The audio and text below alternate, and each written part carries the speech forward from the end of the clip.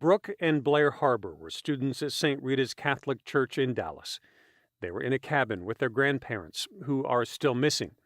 St. Rita's wrote to us saying that Blair and Brooke were young women of deep faith, and in a GoFundMe post their family writes they had their rosaries with them.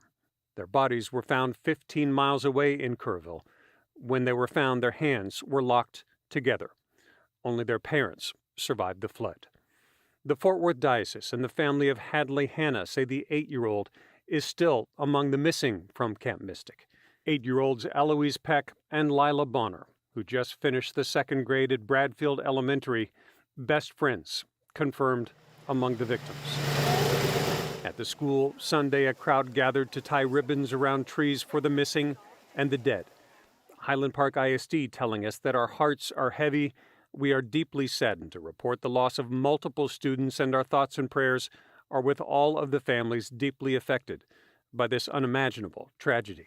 Green ribbons are now being tied statewide for the victims of Camp Mystic. And the family of 9-year-old Janie Hunt of Dallas confirms her passing too, reportedly attending Camp Mystic with several cousins of the Hunt family of Dallas.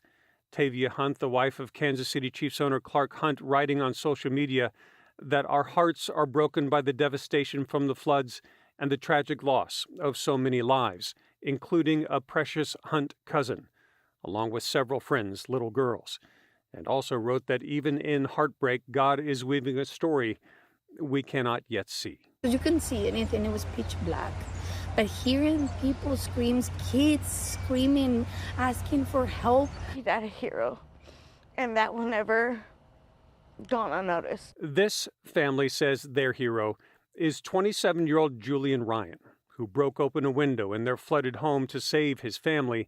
They survived, he did not. The shattered glass cut him so deeply, he could not be saved in time. The search to find any more to save goes on. I'm Kevin Reese.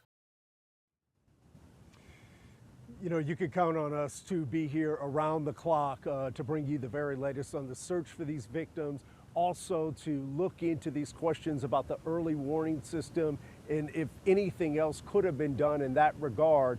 But I do just want to call your attention to one thing, and that is these search and rescue teams that are still out here trying to find any survivors and or just give families a measure of closure and give you an idea of some of the conditions that they are working in right now. Some of the teams are working like the Coast Guard throughout the night. They are literally digging through the mud. They are in the water where there are snakes, there are water moccasins. This is hard, dirty work, and it is meticulous work. They've got to, tear through some of these vines and tangled debris to try to get to every section of this river, trying to give even more families the closure that they desperately need. So those are the kind of stories that we'll be telling you more over the next couple days. But for now, reporting live in Kerrville, I'm Chris Lawrence. Teresa, I'll send it back to you. Absolutely so important to remember all of those first responders who are working around the clock to try to bring these families some answers. Chris, thank you for your live coverage tonight. We appreciate it.